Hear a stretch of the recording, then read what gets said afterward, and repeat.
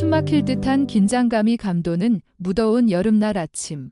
서울 가정법원 제5호 법정안은 아는 사람들 사이의 불편함으로 가득 차 있었다. 이혼 소송으로 법정에 선 강동현은 쉴 새 없이 흘러내리는 땀을 닦으며 애써 침착함을 유지하려 했다. 옆에 앉은 16살 아들 강준서는 잔뜩 긴장한 얼굴로 굳어 있었다. 동현은 아들의 손을 잡고 괜찮다는 듯 살짝 힘을 주었다. 맞은편 테이블에는 한지원이 초조한 표정으로 앉아 있었다. 그녀의 떨리는 눈빛은 불안정하게 흔들리고 있었다. 변호사들이 각자의 의뢰인을 변호하며 공방을 벌이는 동안 법정 안의 공기는 점점 무겁게 가라앉았다.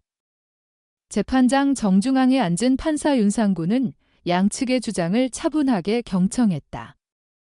윤 판사는 가끔씩 준서에게 시선을 주었는데 어린 나이에 감당하기 힘든 혼란과 압박감을 겪고 있을 아이를 안타깝게 바라보는 듯 했다. 동현의 변호사는 그가 평생 성실하게 가정을 지키기 위해 노력해왔다고 강조했다. 그러자 지원의 변호사는 곧바로 그녀 역시 아들을 진심으로 사랑하며 더 나은 환경을 제공하고자 했다고 반박했다. 법정 안에서는 두 사람의 엇갈린 주장들이 팽팽하게 맞섰지만 그 누구도 준서의 안전과 행복이 가장 중요한 문제라는 사실을 잊지 않았다. 잠시 휴정 시간이 주어지자 판사 윤상구는 준서의 상태를 살폈다. 준서는 아버지 옆에 앉아 작은 손으로 낡은 수첩을 꽉 쥐고 있었다. 판사는 조심스러운 목소리로 준서에게 물었다. 준서 군, 혹시 지금 들고 있는 수첩을 판사님에게 잠깐 보여줄 수 있을까요? 준서는 대답 없이 입을 굳게 다물었다. 아이의 작은 어깨는 미세하게 떨리고 있었다. 침묵은 오히려 법정 안의 모든 사람들의 호기심을 더욱 자극했다. 동현은 준서의 등을 부드럽게 토닥이며 격려했다. 준서야, 괜찮으니 판사님께 보여드려도 괜찮아. 준서는 잠시 망설이다 눈을 질끈 감고 수첩을 판사에게 내밀었다. 판사는 수첩을 건네받아 조심스럽게 페이지를 넘기기 시작했다. 처음 몇 장은 평범한 아이의 그림처럼 보였다. 학교 운동장에서 친구들과 함께 뛰어노는 모습, 집에서 아빠와 함께 식사하는 장면 등이 삐뚤빼뚤하게 그려져 있었다. 그러나 몇 장 더 넘기자 그림의 분위기가 완전히 달라졌다. 어둠 속 그림자 같은 형체들이 수상한 봉투를 주고받는 장면, 낯선 사람들과 은밀하게 만나는 모습 등이 파편처럼 묘사되어 있었다. 판사의 표정은 점점 굳어졌다. 그림은 서툴렀지만 분명히 무언가를 목격한 아이가 기억을 더듬어 그린 듯 생생했다. 동현은 경악한 표정으로 수첩 속 그림들을 번갈아 보았다.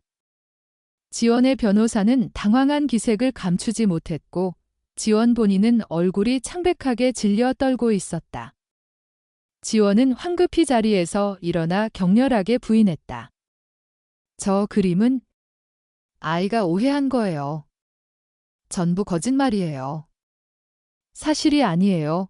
떨리는 목소리가 법정 안에 울려 퍼졌다.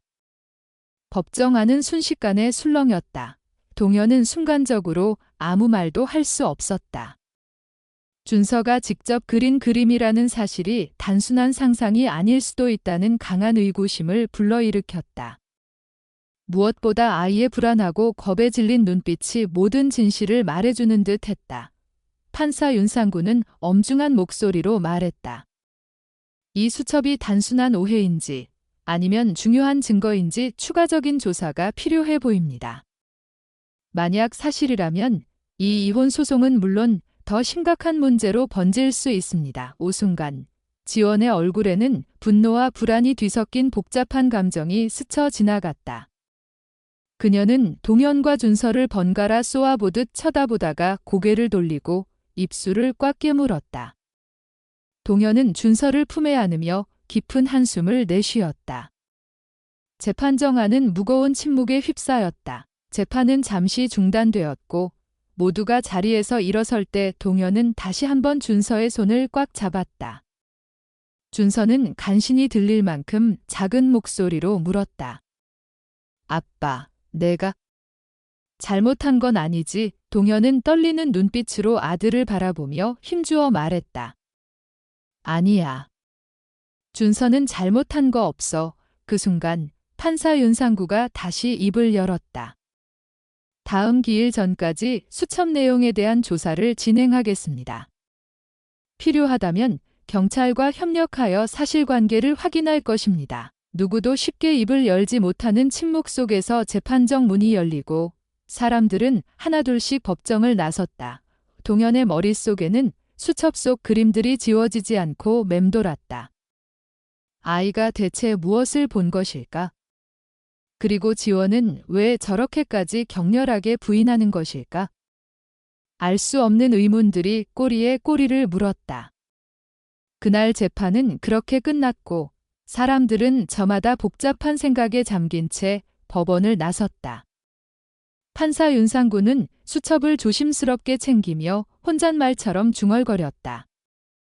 이게 사실이라면 예상치 못한 파장이 일어날 수도 있겠군. 그가 마지막으로 법정에 불을 껐을 때 어둠 속에는 수첩 속 그림들이 남긴 섬뜩한 기운이 여전히 가시지 않은 듯했다. 재판이 끝난 뒤 동현은 준서의 손을 놓지 않은 채 법원 건물 밖으로 나왔다. 푹푹 찌는 듯한 무더위가 온 세상을 덮었지만 동현의 머릿속은 더욱 무겁게 가라앉았다. 지원 역시 재판정에서 나오자마자 휴대전화를 꺼내 누군가에게 다급하게 전화를 걸었다.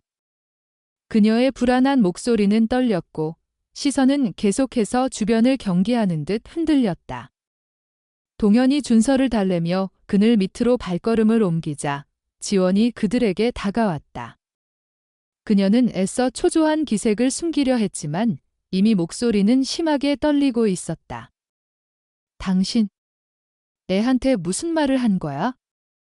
설마 나한테 뒤집어 씌우려고 하는 건 아니지? 동현은 답답한 표정으로 말했다. 나도 처음 보는 그림이었어. 준서가 왜 그런 걸 그렸는지 나도 궁금해. 지원은 고개를 저으며 숨을 헐떡였다. 나는 정말 그런 짓 한 적 없어. 준서가 뭘 착각한 거라고. 동현은 잠시 준서를 내려다보았다. 아들은 불안한 눈빛으로 하늘을 올려다보고 있었다. 그리고 동현은 낮은 목소리로 대답했다.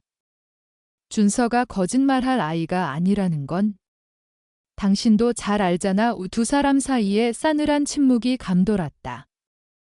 지원은 핸드백에서 휴대전화를 꺼내 몇 번 화면을 확인하더니 발걸음을 돌려 서둘러 그 자리를 떠났다. 동현은 남겨진 준서를 살피며 깊은 한숨을 내쉬었다. 재판정에서 본 그림들이 계속 머릿속을 맴돌았다. 어른들이 봉투를 주고받는 모습, 돈다발을 쥐고 있는 손들. 아이가 이렇게 구체적으로 상상해냈다는 것은 도무지 말이 되지 않는다고 느꼈다. 그날 늦은 오후, 판사 윤상구는 경찰 측에 연락해 수첩의 진위를 알아보겠다는 결정을 내렸다. 수첩에 묘사된 장소나 인물, 혹은 날짜가 실제와 일치하는지 조사하기 위해 형사들이 지원의 주변을 샅샅이 살피기 시작했다. 지원과 연관된 통화 내역, 계좌 흐름, 그리고 주변 사람들의 증언들이 하나씩 수집될 예정이었다. 동현은 집으로 돌아가는 택시 안에서 준서의 손을 놓지 않았다. 아들은 창밖을 멍하니 바라보고 있었다. 그 모습이 안쓰러워 동현은 부드럽게 말을 건넸다.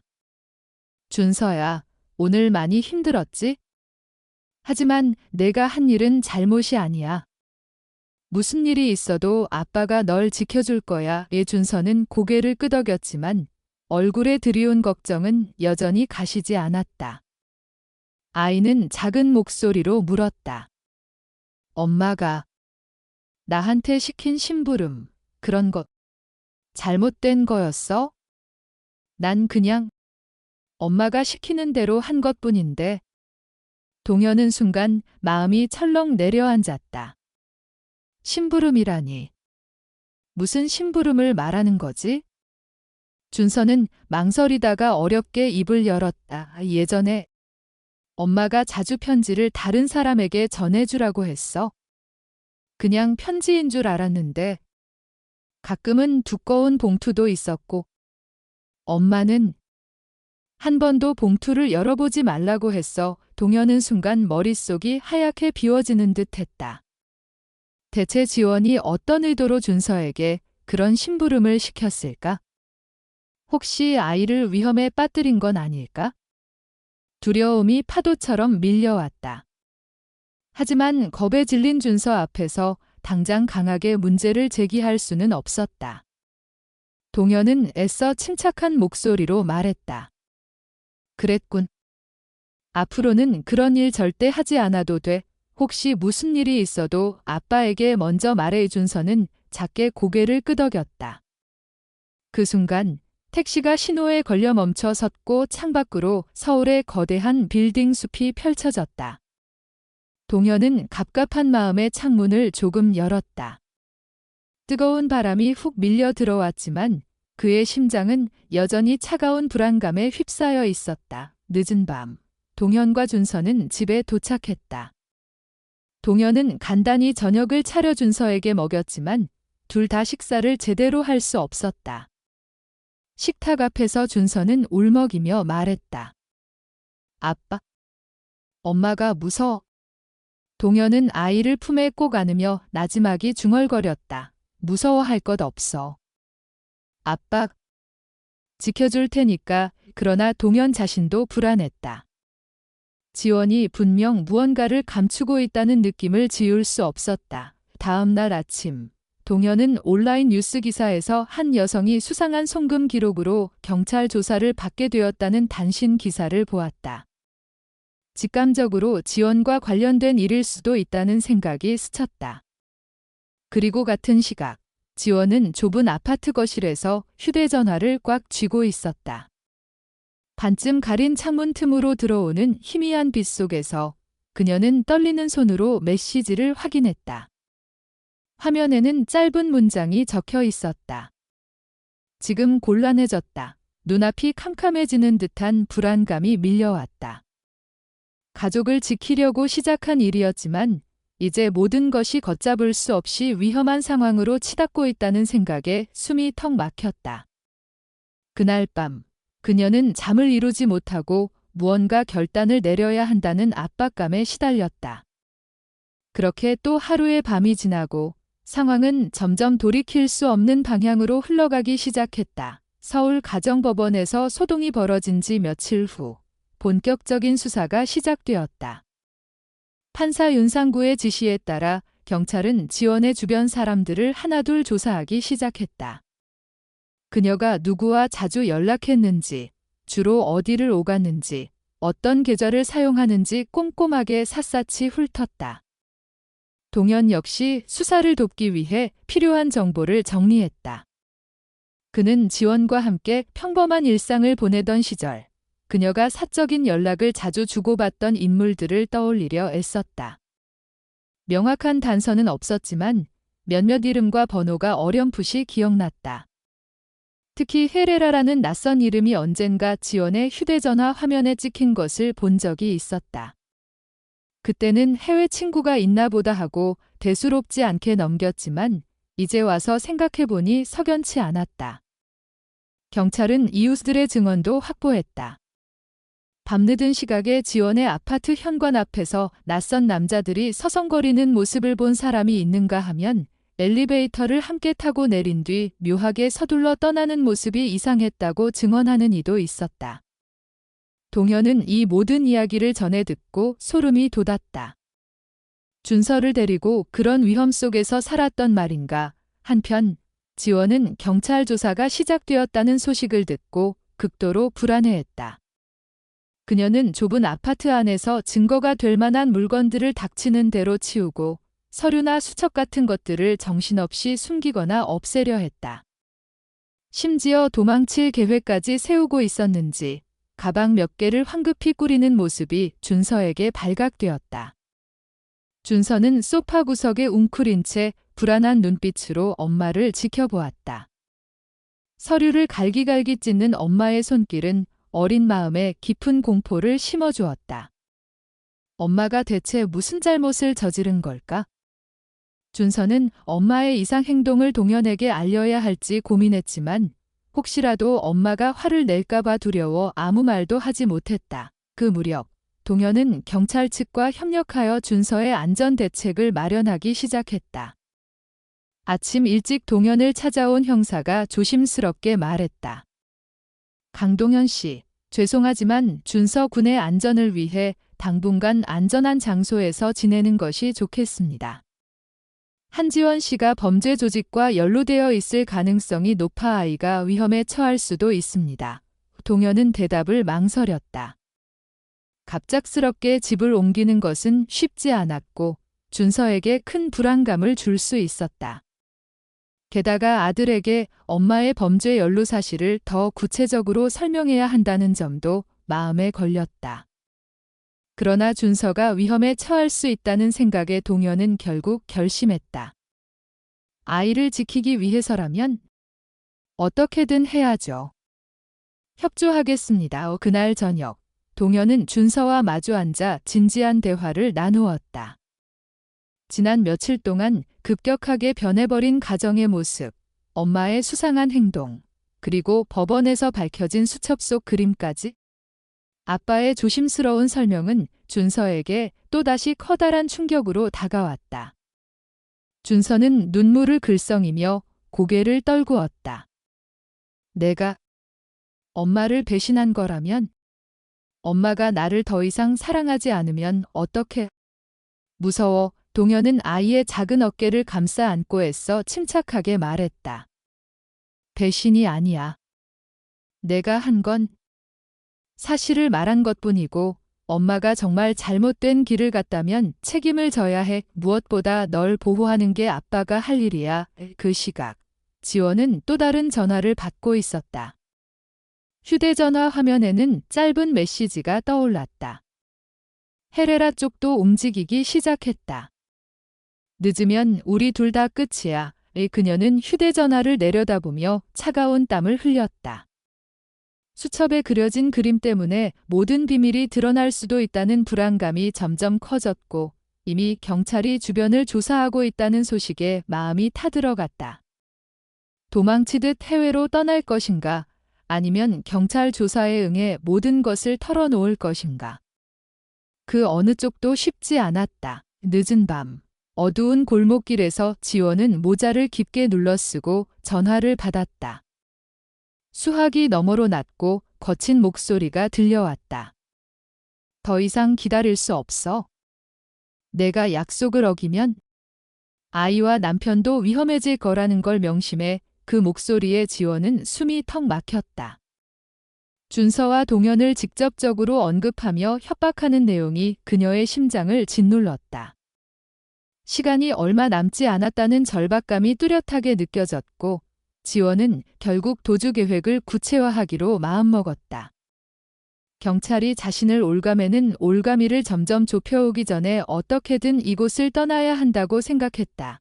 그런 줄도 모른 채 동현은 다음 날 아침 서둘러 짐을 챙겨 준서와 함께 경찰이 마련해준 임시 거처로 이동할 준비를 시작했다. 아이를 이 끔찍한 환경에서 하루빨리 벗어나게 해주고 싶었다. 하지만 동현의 마음 한구석에는 풀리지 않는 의문이 끊임없이 떠올랐다. 지원은 왜 이렇게 위험한 상황에 빠진 걸까? 대체 무엇 때문에 이런 일을 저지른 걸까? 도저히 짐작조차 할 수 없었다. 경찰차를 따라 임시 거처로 이동하는 동안 준서는 불안한 듯 창밖을 계속 주시했다. 신호에 걸려 차가 잠시 멈추자 아이의 눈동자는 어딘가를 향해 두리번거렸다. 그때 준서가 작은 목소리로 말했다. 아빠? 누가? 우리를 따라오는 것 같아. 동현이 황급히 뒤돌아보았지만 특별히 수상한 차는 보이지 않았다.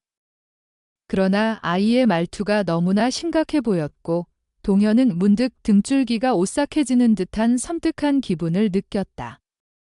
어쩌면 지금 이 순간에도 지원과 연결된 누군가가 주변을 맴돌고 있을지도 모른다는 불안감이 엄습했다. 그렇게 위태로운 기운이 감도는 가운데 부자는 불안한 마음을 안고 임시 안전가옥으로 향했다. 밖으로 쏟아지는 햇볕은 여전히 뜨거웠지만 두 사람의 마음에는 짙고 어두운 그림자가 드리워져 있었다.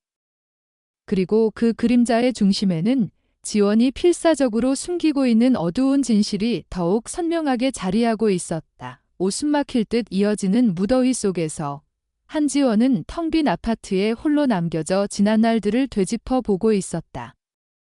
이번 일이 실패로 돌아갈 경우 모든 것이 무너질 수도 있다는 불안감에 잠 못 이루는 밤들이 계속되었다. 그러다 문득 지원은 자신의 선택이 어디에서부터 잘못되었는지 곰곰이 생각하기 시작했다. 그녀가 처음으로 범죄 조직에 발을 들인 것은 3년 전이었다.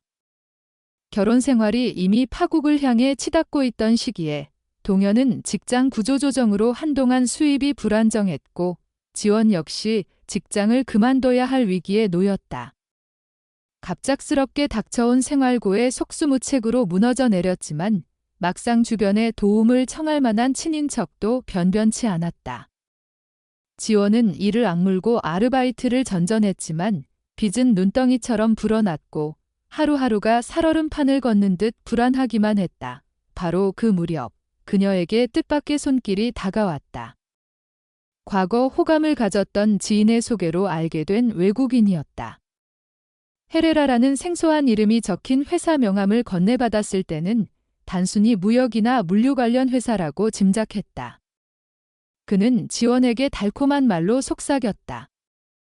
당신처럼 젊고 성실한 사람이 간단한 일만 맡아준다면 꽤 괜찮은 돈을 벌 수 있습니다. 특별한 기술이 필요한 것도 아니고요. 처음에는 의심도 했지만 당장 생활고에 시달리던 지원으로서는 그 달콤한 유혹을 뿌리치기 어려웠다. 당장 다음 달 월세조차 제대로 낼 수 없을 만큼 절박했기 때문이다. 결국 작은 호기심과 절박함이 뒤섞여 지원은 속는 셈 치고 그들이 제안하는 간단한 심부름을 몇 번 해주었다. 처음 맡았던 일은 물건을 옮기거나 서류를 전달하는 정도였지만 쏠쏠한 수고비가 현금으로 쥐어졌다.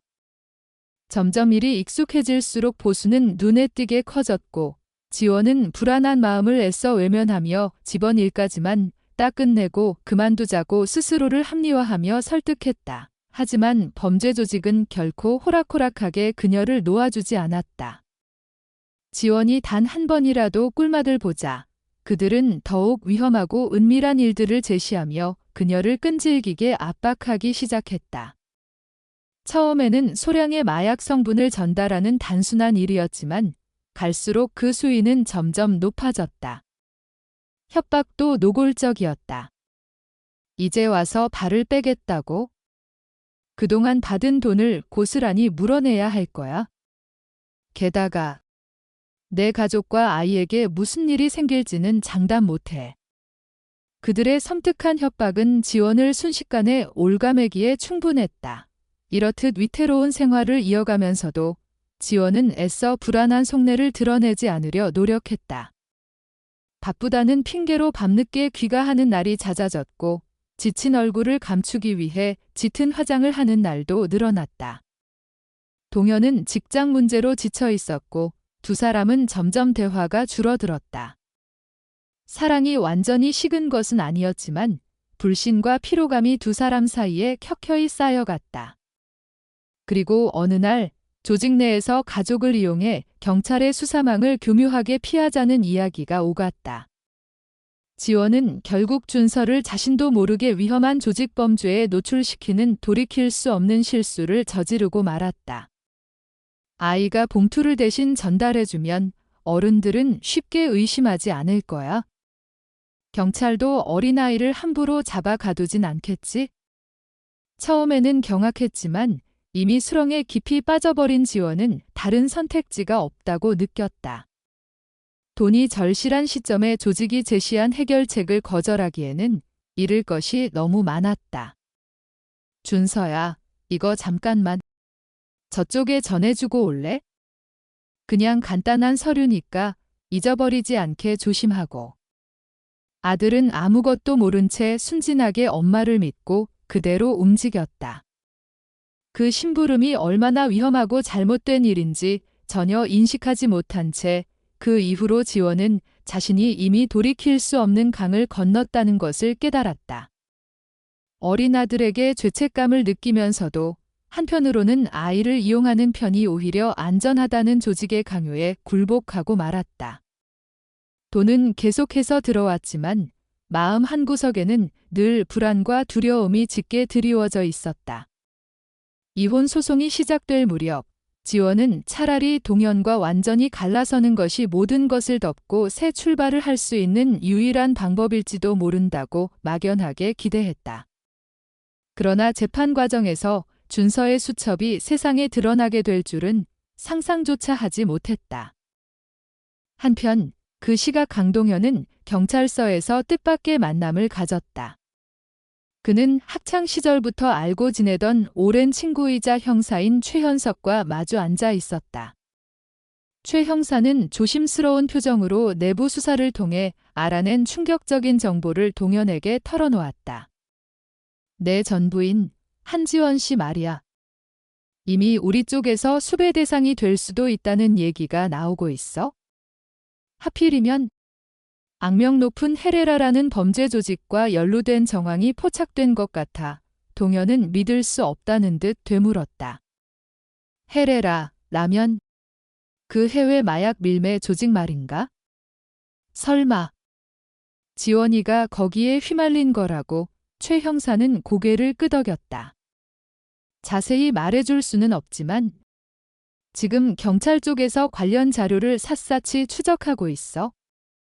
준서 군이 그린 그림도 중요한 단서가 될 수 있을 것 같고. 자네도 조심해야 해, 동현아. 아이가 혹시 그쪽 놈들의 협박 목표가 될 수도 있어. 동현은 등골이 서늘해지는 듯한 오싹함을 느꼈다. 준서 얼굴이 떠오르자 가슴이 철렁 내려앉았다.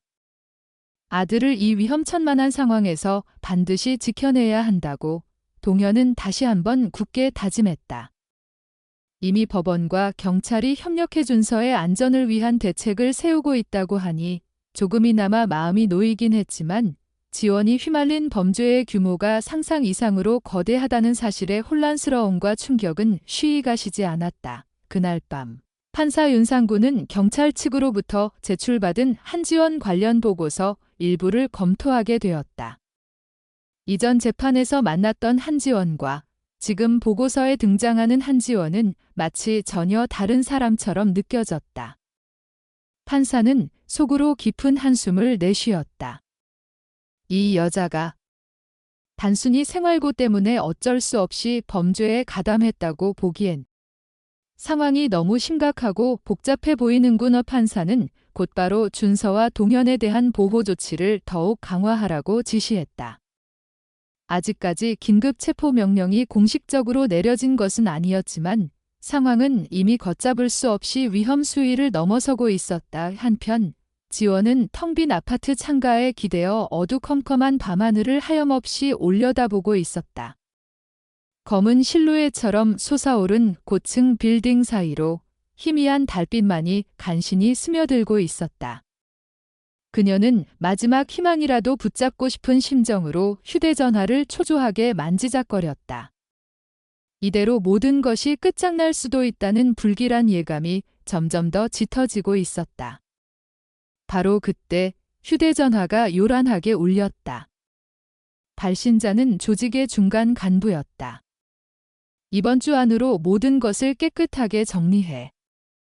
그렇지 않으면 내 아이도 더 이상 안전하지 않을 거다. 지원은 숨을 턱 들이켰다. 아무리 자신이 씻을 수 없는 죄를 저지르고 있다고 해도 준서만은 제발 건드리지 않기를 간절히 바랐다. 그러나 그들은 인간적인 감정 따위는 조금도 없는 냉혈한 범죄 집단이었다. 지원은 마른 입술을 힘없이 깨물었다.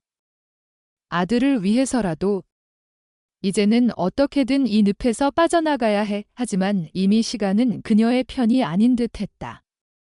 건물 밖 골목길에 낯선 차량이 정차하는 소리마저 일종의 무언의 협박처럼 느껴졌다. 지원은 황급히 서류를 챙기고 숨겨둔 현금을 끌어모으며 필사적으로 도주 계획을 구체화하기 시작했다. 경찰의 수사망이 턱 밑까지 조여 오기 전에 어떻게든 이 끔찍한 곳에서 벗어나야만 했다.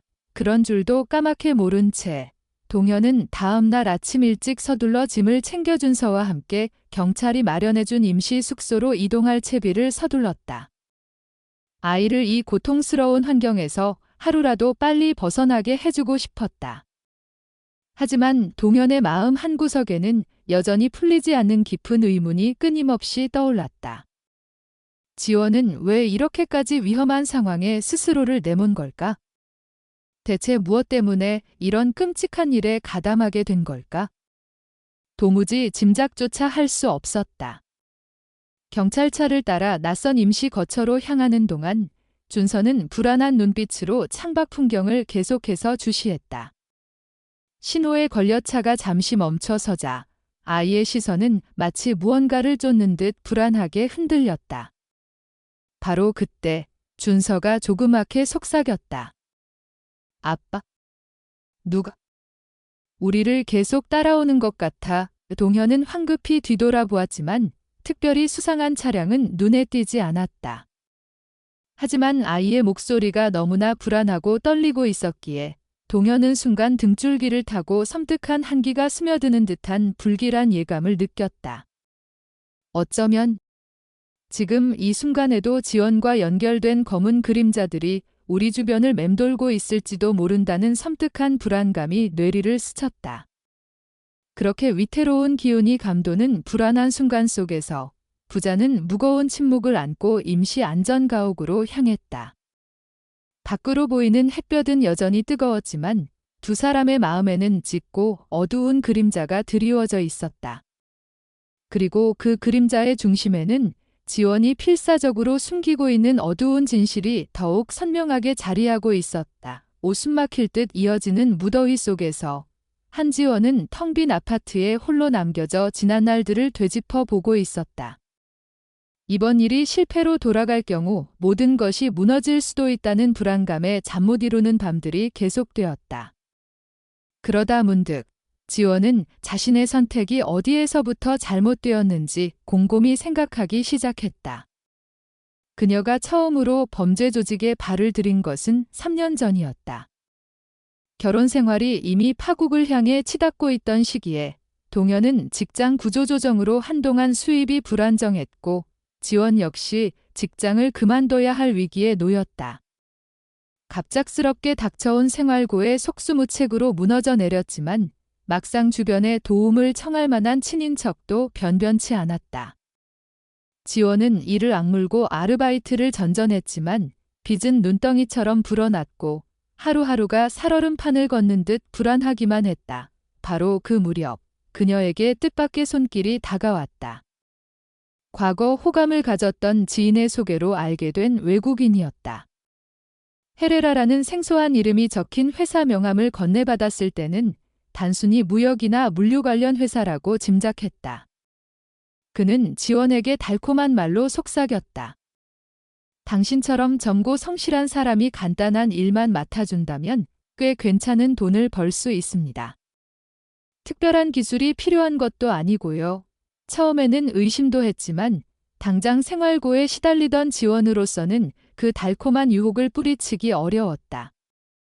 당장 다음 달 월세조차 제대로 낼 수 없을 만큼 절박했기 때문이다. 결국 작은 호기심과 절박함이 뒤섞여 지원은 속는 셈 치고 그들이 제안하는 간단한 심부름을 몇 번 해주었다. 처음 맡았던 일은 물건을 옮기거나 서류를 전달하는 정도였지만 쏠쏠한 수고비가 현금으로 쥐어졌다.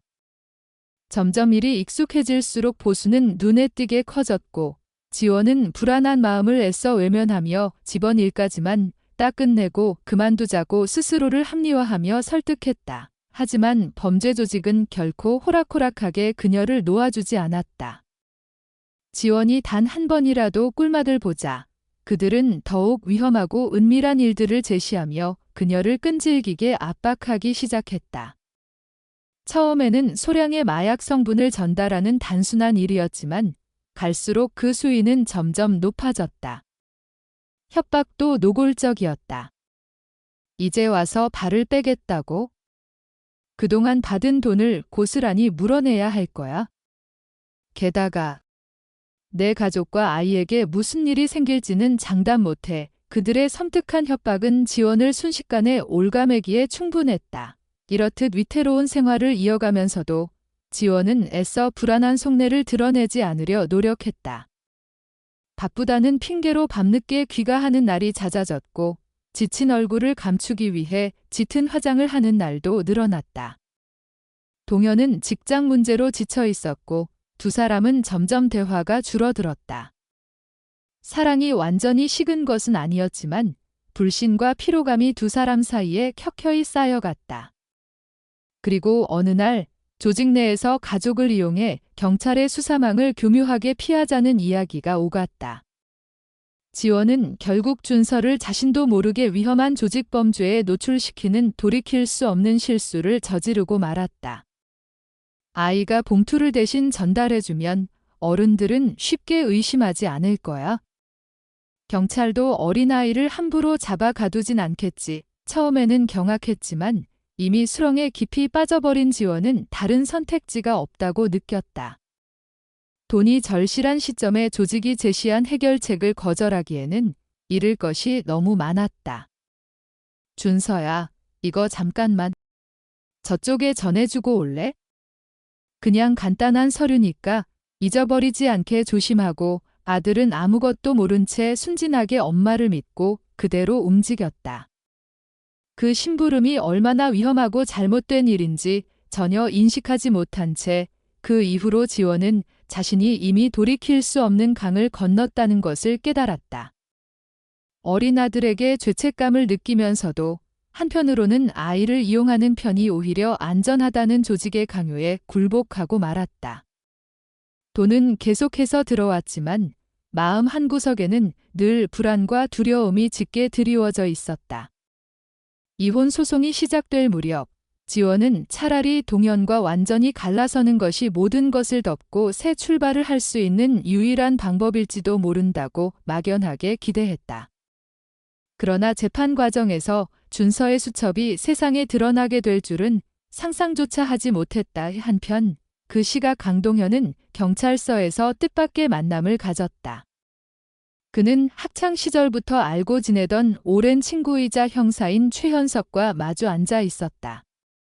최 형사는 조심스러운 표정으로 내부 수사를 통해 알아낸 충격적인 정보를 동현에게 털어놓았다. 내 전부인 한지원 씨 말이야. 이미 우리 쪽에서 수배 대상이 될 수도 있다는 얘기가 나오고 있어. 하필이면 악명 높은 헤레라라는 범죄 조직과 연루된 정황이 포착된 것 같아 동현은 믿을 수 없다는 듯 되물었다. 헤레라라면 그 해외 마약 밀매 조직 말인가? 설마 지원 씨가 거기에 휘말린 거라고? 최 형사는 고개를 끄덕였다. 자세히 말해줄 수는 없지만 지금 경찰 쪽에서 관련 자료를 샅샅이 추적하고 있어. 준서 군이 그린 그림도 중요한 단서가 될 수 있을 것 같고. 자네도 조심해야 해, 동현아. 아이가 혹시 그쪽 놈들의 협박 목표가 될 수도 있어. 동현은 등골이 서늘해지는 듯한 오싹함을 느꼈다. 준서 얼굴이 떠오르자 가슴이 철렁 내려앉았다. 아들을 이 위험천만한 상황에서 반드시 지켜내야 한다고 동현은 다시 한번 굳게 다짐했다.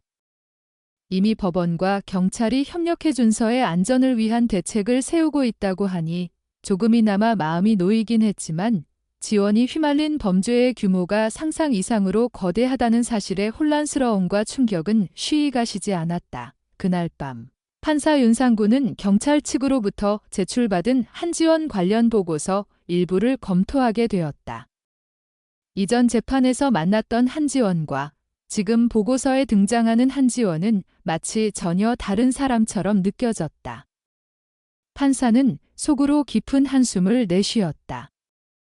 이 여자가 단순히 생활고 때문에 어쩔 수 없이 범죄에 가담했다고 보기엔 상황이 너무 심각하고 복잡해 보이는구나. 판사는 곧바로 준서와 동현에 대한 보호 조치를 더욱 강화하라고 지시했다.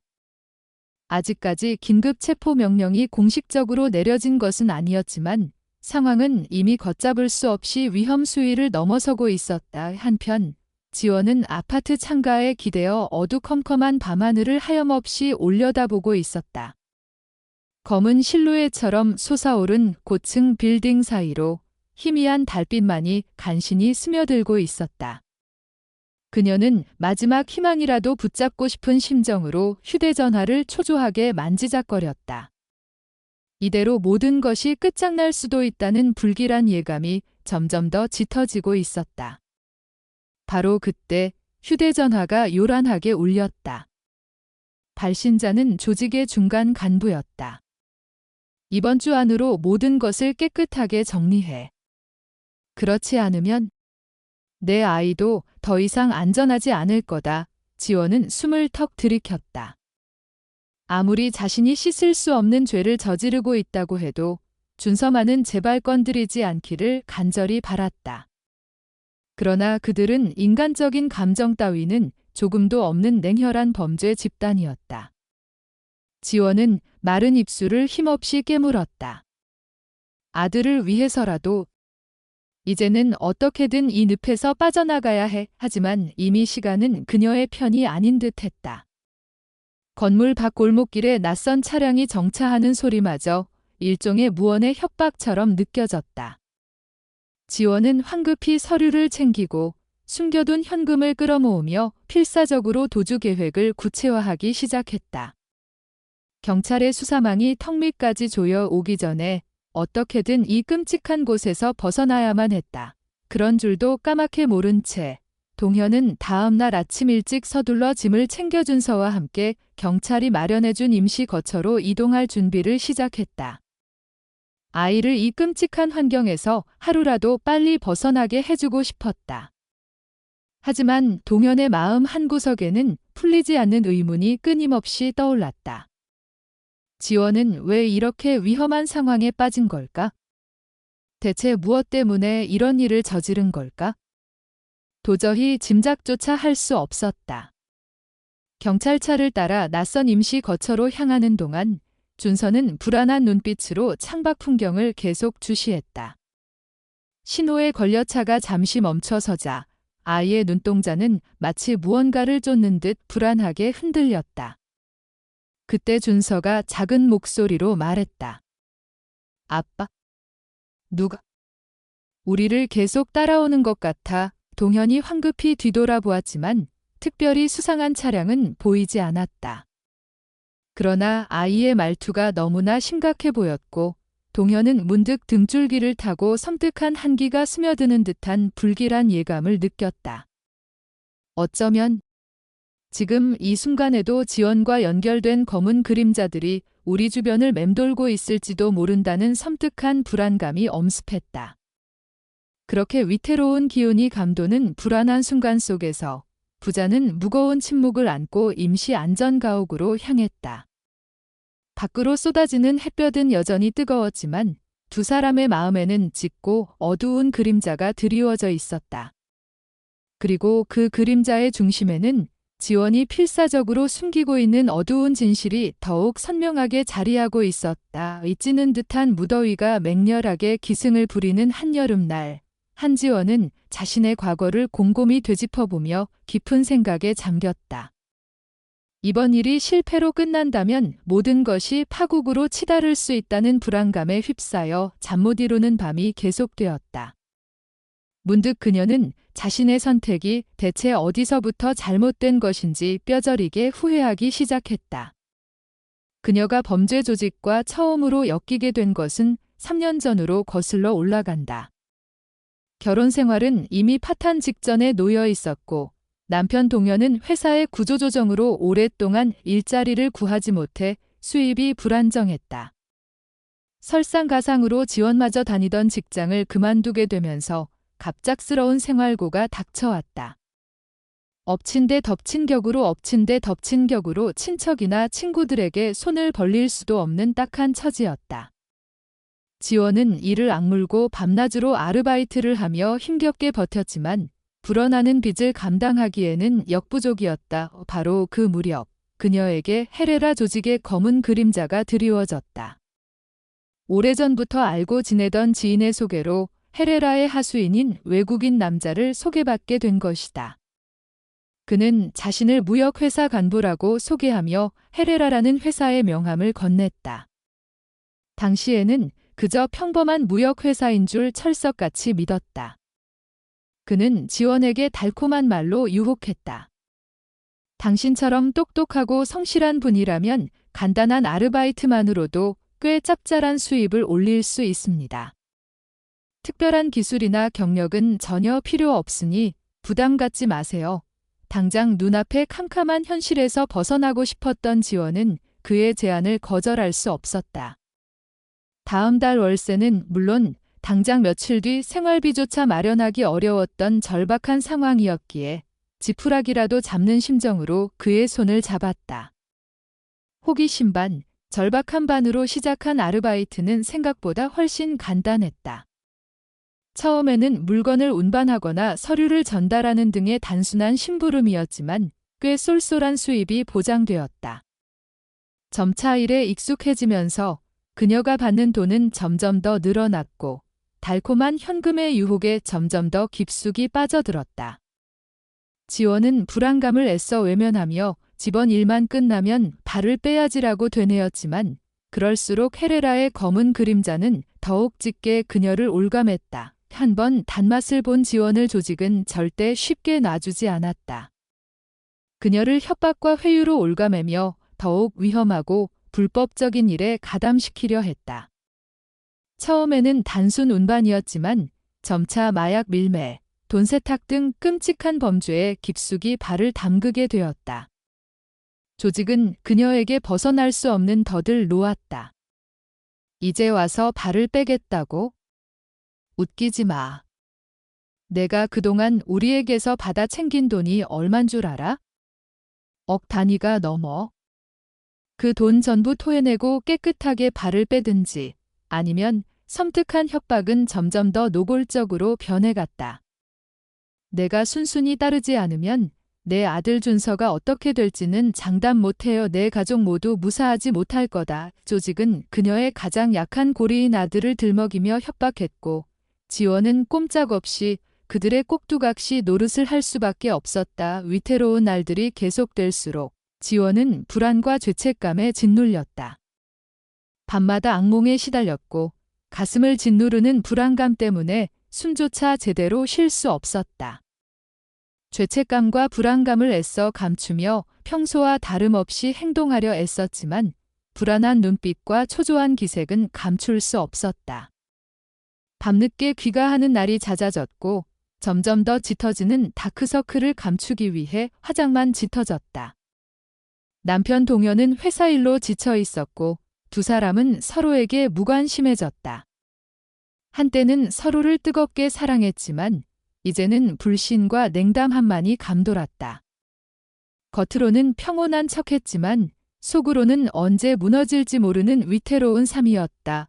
그러던 어느 날 조직은 그녀에게 은밀하고 위험한 제안을 해왔다. 내 아들 준서를 우리 일에 이용해보는 게 어떻겠어? 애가 봉투를 대신 전달해주면 아무도 의심하지 않을 거야. 요즘 세상에 누가 어린애를 범죄에 이용할 거라고 상상이나 하겠어? 경찰들도 절대 낌새를 못 챌 거다. 처음에는 기겁하며 거절했지만 조직의 끈질긴 설득과 협박에 결국 두 손을 들고 말았다. 헤레라 조직의 검은 손길은 이제 그녀의 아들 준서에게까지 뻗쳐 있었다.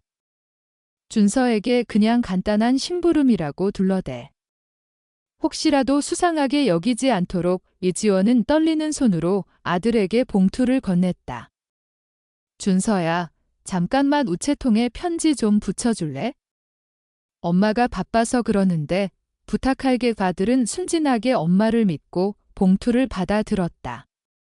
그것이 얼마나 위험한 일인지, 엄마가 자신을 얼마나 끔찍한 범죄에 이용하려 하는지 꿈에도 모른 채 그 순간 지원은 영원히 되돌아올 수 없는 루비콘 강을 건넜음을 직감했다. 어린 아들을 범죄에 이용했다는 죄책감에 밤잠을 설치면서도 한편으로는 아들을 이용하는 것이 자신과 가족을 지키는 유일한 방법이라고 합리화했다. 돈은 계속해서 들어왔지만 마음속 깊은 곳에는 점점 더 짙은 그림자가 드리워졌다. 이혼 소송이 시작되면서 지원은 어쩌면 이 지옥 같은 현실에서 벗어날 수 있을지도 모른다고 희망을 품었다. 동현과 완전히 갈라선다면 새로운 삶을 시작할 수 있을지도 모른다고 믿었다. 하지만 법정에서 준서의 수첩이 공개될 줄은 상상조차 하지 못했다. 한편 그 시각 강동현은 경찰서에서 옛 친구 최 형사와 마주 앉아 충격적인 진실을 마주하고 있었다. 최 형사는 조심스럽게 입을 열었다. 동현아, 정말 미안한 소식인데 한지원 씨가 헤레라 조직과 깊숙이 연루되어 있다는 첩보를 입수했어. 심지어 마약 밀매에도 가담했을 가능성이 크다는군. 동현은 믿을 수 없다는 표정으로 되물었다. 헤레라라고요? 그 악명 높은 국제 범죄 조직 말인가요? 설마. 지원 씨가 최 형사는 고개를 끄덕였다. 자세한 내용은 수사 중이라 아직 밝힐 수 없지만 상황이 매우 심각해. 준서 군이 그린 그림이 결정적인 단서가 될 수도 있다고 하더군. 동현아, 너도 각별히 조심해야 해. 헤레라 놈들은 잔인하기로 악명이 높아. 혹시라도 준서를 해코지할지 몰라. 최 형사의 경고에 동현은 온몸에 소름이 돋는 듯 했다. 준서의 안전이 가장 걱정이었다. 제발 우리 준서만은 무사히 지켜주세요. 동현은 간절하게 속삭였다. 그날 밤 윤상구 판사는 경찰로부터 제출받은 한지원 관련 보고서를 꼼꼼히 검토했다. 보고서를 읽을수록 윤 판사의 얼굴은 점점 굳어져 갔다. 법정에서 피고인 한지원에게 느꼈던 연민은 어느새 차가운 경멸로 바뀌어 있었다. 한지원. 그녀는 대체 어디까지 타락한 것인가? 단순한 생활고 때문에 범죄에 가담했다기엔 그녀가 연루된 범죄 조직의 규모가 너무나 거대하고 악질적이다. 윤 판사는 깊은 한숨을 내쉬며 준서와 동현의 신변 보호를 더욱 강화하라고 지시했다. 아직 체포영장이 발부되지는 않았지만 한지원의 상황은 걷잡을 수 없이 위험해 보였다. 한편 한지원은 텅 빈 아파트의 어둠 속에서 깊은 절망감에 휩싸여 있었다. 창문 너머로 보이는 서울의 야경은 그 어느 때보다 차갑고 낯설게 느껴졌다. 한때는 사랑하는 남편과 아들이 있었고 평범하지만 행복한 가정을 꿈꿨었다. 하지만 지금 그녀에게 남은 것은 헤레라 조직의 그림자와 벗어날 수 없는 굴레뿐이었다. 마지막 희망이라도 잡고 싶은 심정으로 휴대전화를 움켜쥐었지만 수신 화면에는 조직의 냉혹한 중간 간부의 이름만이 덩그러니 떠 있을 뿐이었다. 이번 주 안으로 모든 것을 마무리해야 한다. 만약 실패하면 끔찍한 뒷말은 굳이 듣지 않아도 훤히 짐작할 수 있었다. 그녀는 깊은 한숨을 내쉬었다. 아들 준서의 얼굴이 눈앞에 아른거렸다. 내가 무슨 짓을 한 거지? 준서에게 씻을 수 없는 상처를 남겼어. 후회와 절망, 죄책감이 파도처럼 밀려왔다. 그때 한 줄기 희미한 빛처럼 동현의 목소리가 귓가에 맴돌았다. 지금이라도 늦지 않았어. 경찰에 자수하면 준서를 위해서라도 순간적으로 망설였지만 더 이상 잃을 것도 숨길 것도 없다는 생각이 들었다.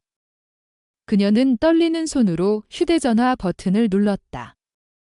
어쩌면 지금이라도 솔직하게 모든 것을 털어놓는다면 준서에게 용서받을 수 있을지도 모른다는 희망을 품고 새벽녘 낯선 번호로 걸려온 전화를 받은 강동현은 불안한 예감에 휩싸였다. 수화기 너머로 들려오는 웅얼거리는 목소리는 마치 악몽의 그림자처럼 섬뜩하고 불길했다. 여보세요? 누구시죠? 몇 번이나 되물었지만 전화는 잡음만 남긴 채 뚝 끊겨버렸다. 동현은 소름 끼치는 불쾌감에 몸을 떨었다. 조직의 경고일까? 아니면 또 다른 함정일까? 불안한 눈빛으로 잠든 준서를 바라보았다. 이 아이만은 무슨 일이 있어도 내가 지켜야 해. 동현은 굳게 다짐하며 어둠 속에서 희미하게 빛나는 새벽을 맞이했다. 서울을 떠나온 지 일주일. 강동현과 강준서는 바닷가 마을에서 새로운 삶을 시작하려 애썼다. 낯선 환경에 적응하는 것은 쉽지 않았지만 다행히 작은 마을 사람들은 따뜻하게 이방인들을 맞아주었다. 동현은 낡은 짐들을 대충 정리하고 곧장 동네 부동산을 찾아 아르바이트 자리를 알아봤다. 어린 준서를 혼자 두고 번듯한 직장을 구할 수는 없었지만 당장 생활비를 벌기 위해선 뭐라도 해야 했다. 다행히 마을 사람들은 넉넉한 인심을 베풀었고 동현은 작은 식당에서 아르바이트 자리를 구할 수 있었다. 준서도 새 학교에 조심스럽게 발을 내디뎠다. 낯선 교실, 낯선 친구들 앞에서 잔뜩 긴장했지만 학교 운동장에서 뛰어노는 아이들을 보며 금세 호기심을 보였다. 동현은 그런 준서를 보며 안도했다.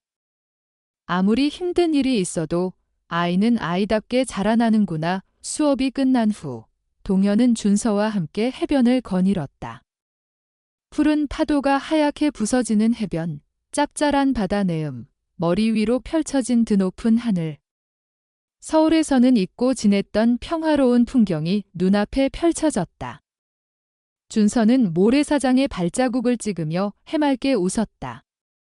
아빠, 여기 공기는 서울보다 훨씬 맑은 것 같아. 동현도 덩달아 미소 지었다.